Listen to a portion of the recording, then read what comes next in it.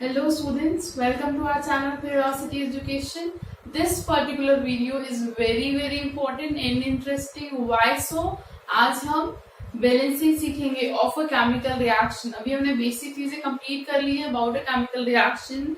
Balancing is very important topic. अगर आप chemistry पढ़ रहे हैं आज के बाद कभी भी इन मे बी इन क्लास 11, 12 और एनी क्लास उसके आगे भी आपको केमिकल इक्वेशन बैलेंस्ड ही लिखनी होती है. That is the reason this particular video is very important. ठीक है, ध्यान से समझिएगा चीजों को. हम बहुत स्लोली आगे बढ़ेंगे. पहले बहुत इजी टॉपिक्स लेंगे, बहुत इजी रिएक्शंस लेंगे, उन्हें बैलेंस करेंगे और फिर हमारा लेवल बढ़ाएंगे. ठीक है, बैलेंसिंग से पहले कुछ और इम्पोर्टेंट टॉपिक रह चुके हैं, हम पहले उन्हें डिस्कस करें. Then we are jumping towards the balancing part. ठीक है, सो लेट्स स्टार्ट. अभी हमने क्या डिस्कस किया था इससे प्रीवियस वीडियोस में केमिकल रिएक्शंस के बारे में. नाउ क्योंकि हमारे चैप्टर का नाम क्या है, chemical reactions and chemical equations, है ना. सो इक्वेशंस क्या होती है, रिएक्शंस तो हमने देख ली. केमिकल इक्वेशन कुछ नहीं है, you can write like it is the method of representing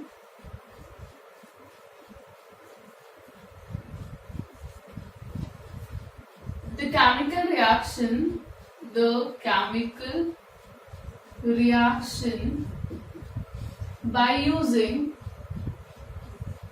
symbols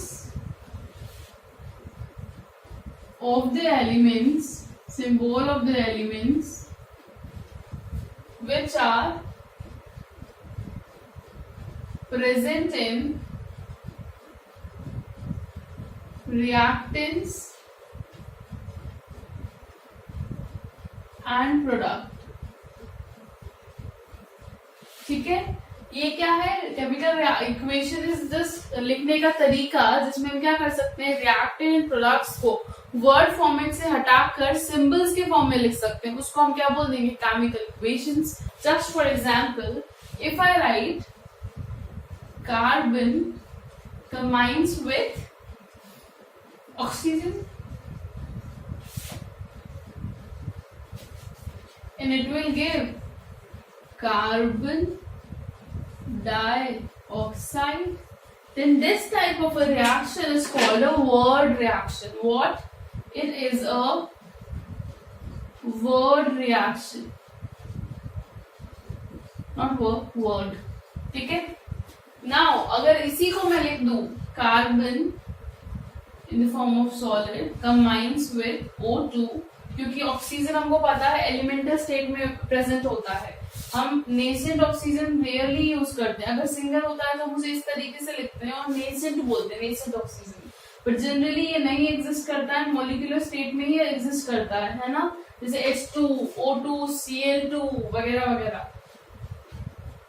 तो ऑक्सीजन गैस कंबाइन हो रही है and it is giving CO2, that is carbon dioxide gas, of course. So then in this case this is a chemical equations. समझ में आया? So chemical reaction ये भी है, chemical reaction ये भी है. ये वर्ड फॉर्मेट में लिखी हुई है और ये केमिकल फॉर्मूला जिसमें हमने क्या किया, केमिकल सिंबल्स यूज किए हैं. So using different symbols inside reactant side and the product side is called chemical equations. ठीक है, इट इज अ मेथड लिखने का, बस और कुछ भी नहीं है. याद नहीं करना है इससे हमें कुछ भी, बस आपको समझाना था कि what is the difference between the word reaction and a chemical equation, है ना. तो this is a chemical equation. ये केमिकल रिएक्शन तो है बट इक्वेशन मतलब सिंबल्स रिप्रेजेंट करनी है हमने इसमें, नथिंग एल्स. एंड ये तो याद है ना सबको, हम ऑलरेडी पढ़ चुके हैं. इस साइड है अगर, तो ये क्या है, रिएक्टेंट्स है and reactants has been converted into products.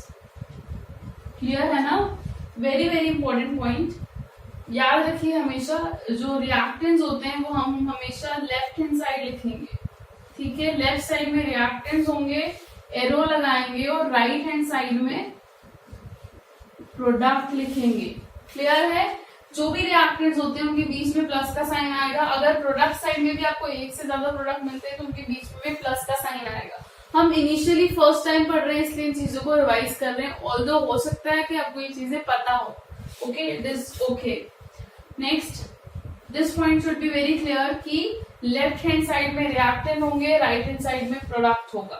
ठीक है, इन दिस एरो ये क्या शो करता है कि ये एडअप होके कंबाइन होके प्रोडक्ट में कन्वर्ट होता है. So this is about chemical equation. Okay, now we can say that chemical equations can be of two types.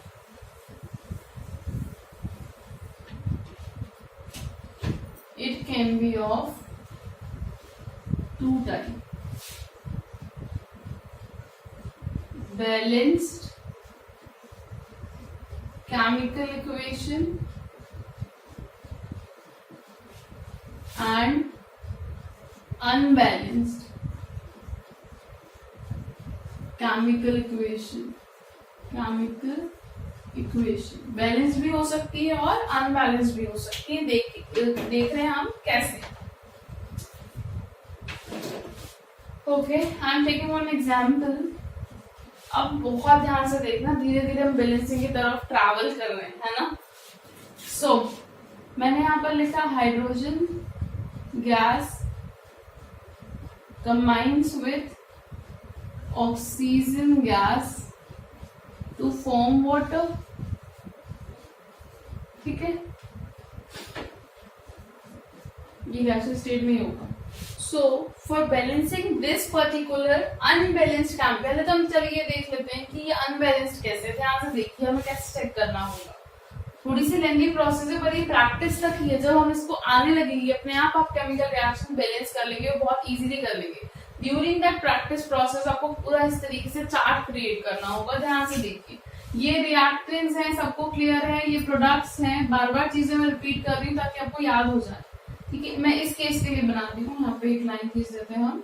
For this example हम लिखेंगे रिएक्टेंट्स में जो एटम है वो लिखना है हमें.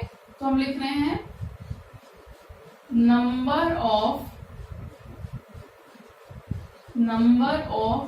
रिएक्टर में दो एटम है. कौन सा है? एक तो हाइड्रोजन है और एक ऑक्सीजन है. ये कितने कितने हम यही पूछ रहे हैं, है ना. ये एलिमेंट्स हैं, हाइड्रोजन एलिमेंट है और ऑक्सीजन एलिमेंट है. ठीक है, अगर मैं पूछूंगी ऑक्सीजन एलिमेंट कितने हैं तो हम बोलेंगे कि 2 हैं. हाइड्रोजन एलिमेंट कितने हैं तो 2 हैं. ठीक है, तो नंबर ऑफ हाइड्रोजन लिखेंगे, नंबर ऑफ ऑक्सीजन लिखेंगे. ये 2 ही तो है, इधर भी 2 ही है. ठीक है, अब ऊपर लिखिए यहाँ पर रिएक्टेंट फॉर आर प्रोडक्ट के लिए P. क्लियर है. नंबर ऑफ हाइड्रोजन प्रोडक्ट में रिएक्टेंट में कितने हम यहाँ पर लिख रहे हैं. क्या लिख रहे हैं? Number of hydrogen in reactant हम यहाँ पे लिख रहे हैं. रिएक्टेंट में हाइड्रोजन एक तो ये रहे 2. इधर कुछ है क्या? नहीं है. तो रिएक्टेंट में हाइड्रोजन कितने हो गए? 2. प्रोडक्ट में देख लेते हैं हाइड्रोजन कितना है? 2. क्लियर है ना. यहाँ पर भी 2 है, यहाँ पर भी 2 है. मॉलिक्यूलर लेवल पर है, मॉलिक्यूल्स के फॉर्म में पर है तो सही ना. नंबर ऑफ ऑक्सीजन यहाँ पर कितना है? 2 इन केस ऑफ रिएक्टेंट. रिएक्टेंट का ऑक्सीजन तो यही है ना, प्रोडक्ट का तो वो वाला है. हम रिएक्टेंट के लिए आर में लिख रहे हैं तो number of oxygen in reactant is 2. Product में ऑक्सीजन कितना है? 1. तो 1. ठीक है, अब यहाँ पे ध्यान से देखिए, ये अनबैलेंस्ड केमिकल इक्वेशन क्यों है? क्योंकि इसमें नंबर ऑफ ऑक्सीजन रिएक्टेंट में अलग है और प्रोडक्ट में अलग है. ठीक है, नंबर ऑफ ऑक्सीजन रिएक्टेंट में कितना है? 2 है. प्रोडक्ट में नंबर ऑफ ऑक्सीजन 1 ही है. ऐसी टाइप की रिएक्शंस जिसमें रिएक्टेंट में नंबर ऑफ एलिमेंट्स कुछ और है, प्रोडक्ट में कुछ और है. दिख रहा है 2 और 1 का कॉम्बिनेशन. ये तो सही है पर एक में भी तो नहीं है ना. और भले हाइड्रोजन बैलेंस्ड है पर दूसरा वाला तो नहीं है ना. ठीक है, अगर ऐसी रिएक्शन जिसमें इस तरीके की कंडीशन डेवलप हो रही है कि रिएक्टेंट साइड में 2 है और यहाँ पर तो 1 ही है, तो इस टाइप की रिएक्शंस को हम अनबैलेंस्ड रिएक्शन बोलते हैं. wherein the number of elements in reactant is not equal to the number of elements in product. ठीक है, so in case of unbalanced chemical reaction हम क्या लिख सकते हैं? एक point, observative point, that number of atom of an element is not equals to, in case of reactants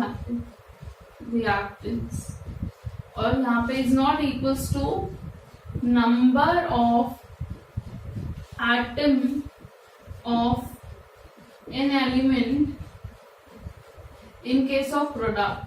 इसका मतलब क्या हुआ कि नंबर ऑफ एटम्स, एलिमेंट्स तो सेम है, ये तो याद है ना, हाइड्रोजन है इधर तो इधर भी हाइड्रोजन है, ऑक्सीजन है तो एलिमेंट सेम तो है बट उनके नंबर्स, एटॉमिक नंबर, मतलब क्या हुआ कि ऑक्सीजन यहाँ पर 2 है तो वहां पर 1 ही है, ठीक है। तो हम क्या लिख रहे हैं, number of atom of an element, इसका 2 मॉलिक्यूल नहीं है वहां पर, वहां यहाँ पर 2 है वहां पर 1 है, is not equal to number of atom of an element in case of product, वो दोनों के इक्वल होना चाहिए, तो हम उससे बैलेंस्ड केमिकल इक्वेशन बोलेंगे, है ना, या बैलेंस्ड केमिकल रिएक्शन बोलेंगे। इसमें देखते हैं तो हम इसी पॉइंट को हम लिख सकते हैं, इन case of balanced chemical reaction the number of atoms of an elements, the number of atoms of an elements in case of reactants should be equal to number of atoms of an elements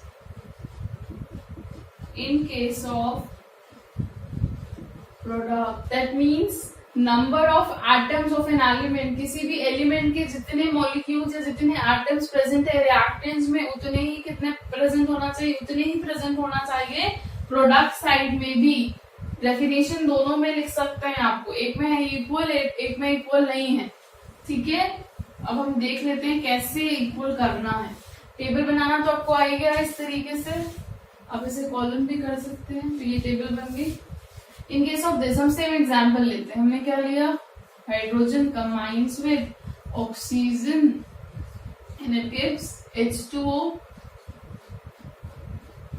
gas.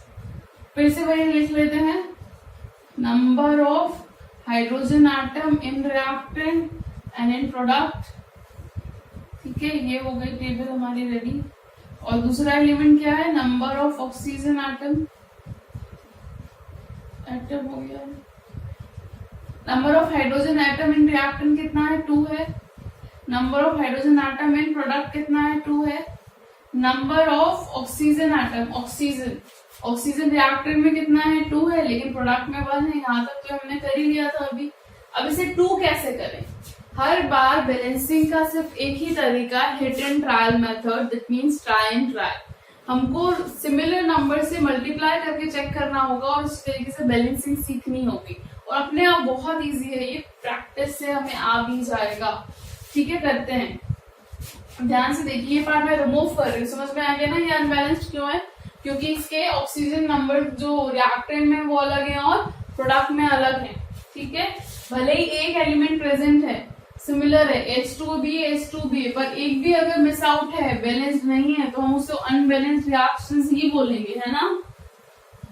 अब हम सिर्फ balance की बात करेंगे, कोई आपसे unbalanced reaction के बारे में नहीं पूछने वाला है, आपसे इसके बारे में पूछा जाएगा about the balanced chemical equation, और आपको बैलेंसिंग पे क्वेश्चंस आना चाहिए, आते ही है बैलेंसिंग पे क्वेश्चंस मार्क्स आपके एग्जाम्स में, है ना। चलिए अब क्या है, हमें सिर्फ बैलेंस करना है एक ऑक्सीजन। ध्यान से देखिए, यहाँ पर कितना है, 2 है, यहाँ पर तो 1 है।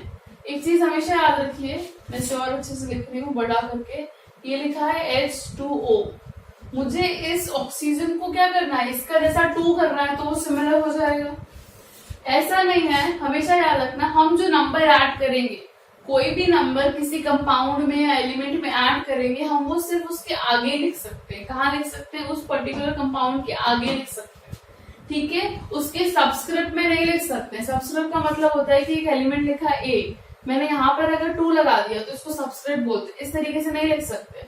मुझे अगर इस एक के साथ 2 जोड़ना है, A को 2 बनाना है, तो मैं सिर्फ 2 लिख सकती हूँ, ठीक है। इस तरीके से आगे लिखना है, हमें सबस्क्रिप्ट में ऐड नहीं करना है, पीछे नहीं लिखना है, सिर्फ आगे लिखना है। ये चीज क्लियर है, पॉइंट नंबर 1 बस।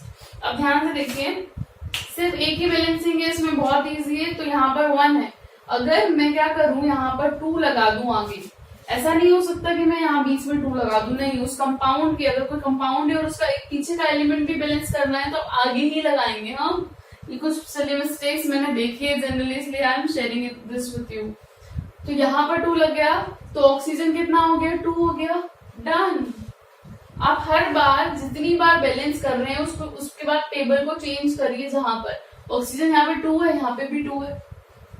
जब आप बैलेंसिंग कंप्लीट कर दें तो उसके बाद जो पहले से बैलेंस्ड एलिमेंट है उससे भी एक बार चेक करिए। This is very important. See यहाँ पर अब देखिए प्रोडक्ट साइड में 2 2 4, हाइड्रोजन कितने हो गए, 4 हो गए, लेकिन यहाँ पर कितने थे, 2 थे। बैलेंसिंग गड़बड़ हो जाती है जब हम किसी और एलिमेंट को बैलेंस करने की कोशिश करते हैं, ठीक है। तो आप क्या करिए, यहाँ पर कितने हो गए हाइड्रोजन, 2 × 2 4 होता है ना, 4 हो गए। तो यहाँ पर मेरे पास बहुत इजी तरीका है, अगर मैं यहाँ 2 लगा दूं तो ये भी 2 × 2 4 हो जाएगा, ये भी 2 × 2 4 हो जाएगा। तो हाइड्रोजन में नंबर चेंज हो गया, 4 इधर है, 4 इधर है, ऑक्सीजन इधर 2 है, ऑक्सीजन इधर 2 है। बैलेंस देख रही है, बैलेंस में आप देखिए टेबल में रिएक्टेंट और प्रोडक्ट में नंबर ऑफ एटम्स होते हैं वो सेम होना चाहिए। इसको हम बोलते हैं बैलेंस्ड इक्वेशन, ठीक है। इस तरीके से हम अभी और भी एग्जांपल्स की प्रैक्टिस करेंगे। बिफोर दैट हमें समझ में आ गया है कि हमें कैसे करना है, पर क्या ये समझ में आया कि क्यों करना है, क्यों ये मेहनत करवाई जा रही है हमसे कि बैलेंस कर दो, बैलेंस कर दो, बैलेंसिंग के क्वेश्चंस आते हैं। Why? Because there is a law, उस लॉ को सेटिस्फाई करने के लिए, ठीक है। According to the law of conservation of mass, कौन सा law of conservation of mass पढ़ा है ना, an atom can neither be created nor be destroyed in a chemical reaction, only it can change from one form to another form. You have already studied this law in your previous class. उससे ही proof कर रहे हैं।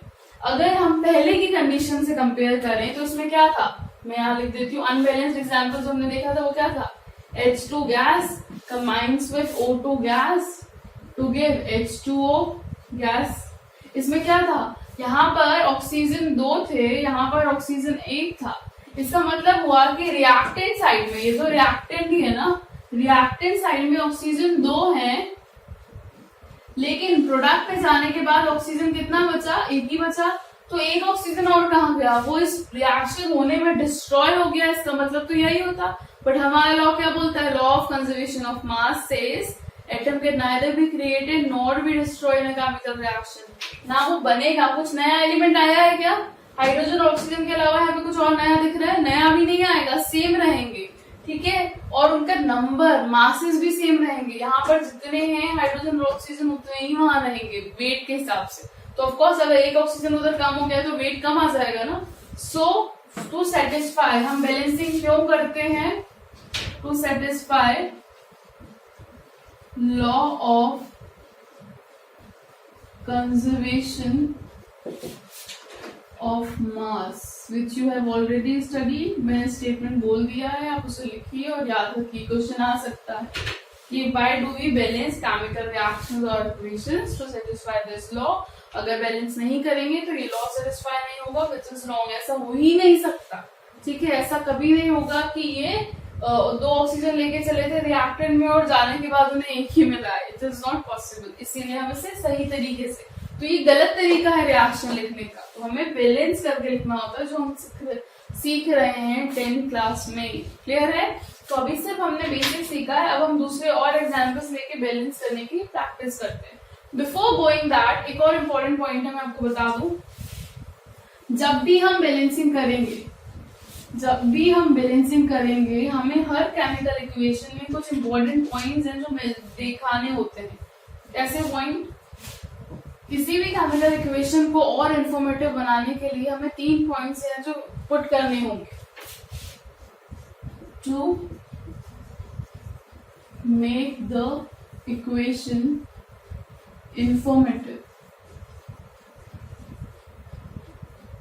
कितना easy तरीका है ना ये reaction को लिखने का। क्या मैं इसे ऐसे भी, तो पहले तो अगर केमिकल इक्वेशन में के फॉर्म में अगर मैं इस रिएक्शन को ना लिखूं तो मैं इसको ऐसे लिखूंगी, when hydrogen molecule combines with oxygen gas it will give 2 molecule of, ऐसा लिख सकते हैं ना, 2 molecule of hydrogen gas combines with 1 molecule of oxygen it will give 2 molecule of water। तो इतना बड़ा स्टेटमेंट की जगह हमने ये लिखा है। तो इस रिएक्शन को और इंफॉर्मेटिव बनाने के लिए, अभी तो मैंने यहाँ पे सब कुछ पुट किया, गैस है, गैस है, गैस है। अगर ये नहीं करेंगे तो हमें इतनी इन्फॉर्मेशन नहीं मिलेगी कि हमने हाइड्रोजन को कौन सी स्टेट में लिया है, वाटर मिला है हमें गैसियस फेज में, वेपर फॉर्म में मिला है H2O या लिक्विड फॉर्म में मिला है। सो फॉर दिस इंफॉर्मेशन हमें क्या करना पड़ेगा, कुछ इंपॉर्टेंट चीजें हर बार रिएक्शंस में मेंशन करनी ही चाहिए। दीज आर द 3 पॉइंट्स हमें इंडिकेट करना है। By we can make this equation more informative by indicating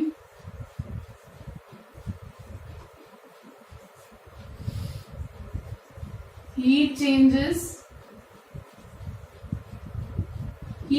मतलब मैं एक स्टैंडर्ड रिएक्शन ले रही हूँ। जस्ट इमेजिन कि A और B कंबाइन हुए हैं, ये दोनों क्या है, रिएक्टेंट है। These two are the reactants. They combine and जब ये इन दोनों का एक कंपाउंड बन जाता है A B, ये साथ में आ गए, इनका कंपाउंड बन गया, तो इन्होंने रिलीज करी है इमेंस अमाउंट ऑफ एनर्जी। ठीक है, ऐसी रिएक्शंस मैंने बताया भी था, हम लोग पढ़ रहे थे जब टेम्परेचर चेंजेस, ऐसी रिएक्शन जिसमें प्रोडक्ट साइड में क्या लिखते हैं, एनर्जी रिलीज लिखते हैं, उसको हम कौन सी रिएक्शंस बोलते हैं, एक्सोथर्मिक रिएक्शन। सो आपको किसी रिएक्शन में अगर ऐसा हो रहा है, एक्सोथर्मिक रिएक्शन है, तो आपको प्रोडक्ट साइड में एनर्जी लिखकर बताना है, इससे इंफॉर्मेटिव बनती। अगर मैं ये नहीं लिखती तो मुझे पता ही नहीं चलता कि ये रिएक्शन एक्सोथर्मिक रिएक्शन है। ठीक है, सिमिलरली अगर ये रिएक्शन कैसी होती, एनर्जी एब्जॉर्ब करके हो रही है, तो आपको रिएक्टेंट साइड में क्या करना है, एनर्जी पुट करना है और फिर आपको प्रोडक्ट लिखिए। तो इससे मुझे क्या पता चल जाएगा कि दिस पर्टिकुलर रिएक्शन, सेकेंड वाली रिएक्शन क्या है, एंडोथर्मिक रिएक्शन है। ठीक है, हम क्या कर रहे हैं, सिर्फ बाय राइटिंग द एनर्जी हम बता रहे हैं कि जो रिएक्शन है एंडोथर्मिक है। अगर एनर्जी हम यहाँ लिख रहे हैं प्रोडक्ट साइड में, तो हम बता रहे हैं the reaction is exothermic reaction. So ये क्या कर रहे हैं, हम इंफॉर्मेशन बढ़ा रहे हैं ना उस केमिकल इक्वेशन की। हम देखेंगे तो हमें बहुत सारी इंफॉर्मेशन मिलेगी इससे। सो बाय इंडिकेटिंग हीट चेंजेस, इस तरीके से हम हीट चेंजेस शो करके रिएक्शन को और इंफॉर्मेटिव बना सकते हैं। ठीक है, ये हम पहली बार डिस्कस कर रहे हैं, पर याद हमेशा रखना है। ठीक है, ऐसा होता है कि हम याद कर लेते हैं पर हर बार मेंशन नहीं करते। ठीक है, तो it is very important to write a chemical equation in these parameters. Next, by indicating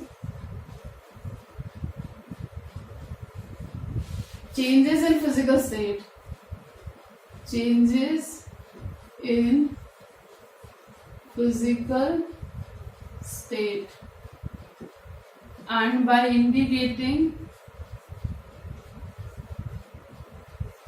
special conditions, by saying changes in physical state का मतलब यही है कि अगर कोई रिएक्शन हो रही है, जैसे कि अभी हमने वाटर की लिखी थी, सेम एग्जांपल ले ली। अगर मैंने यहाँ पर मेंशन किया गैसियस फेज में है, O2 भी गैसियस फेज में है, तो यहाँ पर वाटर जो बनेगा वो भी गैसियस फेज में ही बनेगा। So by writing this gas symbol, ये हमने जी लिखा है, जी एस इन गैस। ठीक है, ये चीज तो हमें क्लियर है ना, मुझे बताने की जरूरत नहीं, फिर भी बता देती हूँ। अगर सॉलिड स्टेट आपको लिखना है तो आपको सिंबल क्या करना है, स्मॉल एस ब्रैकेट में, किसी भी एलिमेंट के बाद लिखते हैं उसे ब्रैकेट में, है ना। अगर गैस करना है तो उसके लिए क्या लिखेंगे, स्मॉल जी ब्रैकेट में, ऑफ कोर्स एलिमेंट या कंपाउंड के बाद में, पहले नहीं लिखते। ठीक है, लिक्विड के लिए क्या होगा, एल शो करेंगे। ठीक है, एक और कंडीशन होती है एक्वस सॉल्यूशन, इसके लिए एक्वस सॉल्यूशन, उसके लिए हम लिखते हैं ए और क्यू। ठीक है, एक्वस क्या होता है, हमने क्या किया है, बहुत कम अमाउंट में वाटर मिक्स किया है। ठीक है, we have mixed water with our reactant, किसी भी एक के साथ हम बढ़ेंगे तो उस केस में आपको ब्रैकेट में एक्वस लिखना है। तो इस तरीके से हम क्या शो कर सकते हैं, फिजिकल स्टेट शो कर सकते हैं। ये देख लीजिए किस तरीके से करना है, स्मॉल ब्रैकेट में, है ना, आफ्टर दैट एलिमेंट। ठीक है, तो ये पॉइंट नंबर 2 हो गया। Next is by indicating special conditions. Special condition का मतलब ये है कि अगर कोई पर्टिकुलर रिएक्शन हो रही है, जस्ट फॉर एग्जाम्पल दिस, मैंने फिर से कोई एक रिएक्शन लिखी, एक्स और Y, x plus Y combine हो रहे हैं and they are forming X Y, ठीक है, कुछ कंपाउंड बन रहा है, स्टैंडर्ड रिएक्शन। सो मान लो कि ये रिएक्शन जो है पर्टिकुलरली कुछ टेम्परेचर पर होगी, स्पेशल कंडीशन, जैसे कि टेम्परेचर हो सकता है कि रिएक्शन सिर्फ 150 डिग्री सेल्सियस पे हो सकती है, तो मुझे वो पुट करना है। अगर इसके लिए मुझे किसी कैटलिस्ट की जरूरत है, क्या है स्पेशल कंडीशंस? दो तरीके से हो सकती है, वैसे तो बहुत सारी हो सकती है। जनरली आपको क्या मिलेगा, या तो कोई पर्टिकुलर टेम्परेचर है तो आप उससे शो कर दीजिए, एरो के ऊपर लिख देते हैं हम जनरली टेम्परेचर, या फिर कैटलिस्ट को यूज हुआ है, तो क्या यूज हुआ है? कैटलिस्ट इस रिएक्शन के लिए। जैसे जस्ट फॉर एग्जांपल कि इसमें कोई कैटलिस्ट यूज हुआ है तो आपने यहाँ लिख दिया, उस कैटलिस्ट का नाम ए है तो मैंने यहाँ लिख दिया। समझ में आ रहा है ना? कैटलिस्ट कुछ भी हो सकते हैं, जैसे CaO है, कैटलिस्ट लगा था यहाँ पर, कार्बन अकेला लगा था, जो भी, एक है कैटलिस्ट, दो है, सारे आप यहाँ पर लिख देंगे। इसको बोलते हैं हम स्पेशल कंडीशन। तो हमें रिएक्शंस लिखते के टाइम बैलेंस करने के बाद चेक करना है कि हम उनके हीट चेंजेस अच्छे तरीके से शो कर दें, एक्सोथर्मिक एंडोथर्मिक बता दें, चेंजेस इन फिजिकल स्टेट के लिए हम ये सारे सिंबल्स शो कर दें, and special condition temperature change हो कुछ है या कैटलिस्ट यूज हो रहा है तो हम उससे भी शो कर दें, ठीक है। तो इस तरीके से हम केमिकल रिएक्शंस को और ज्यादा इंफॉर्मेटिव बना सकते हैं।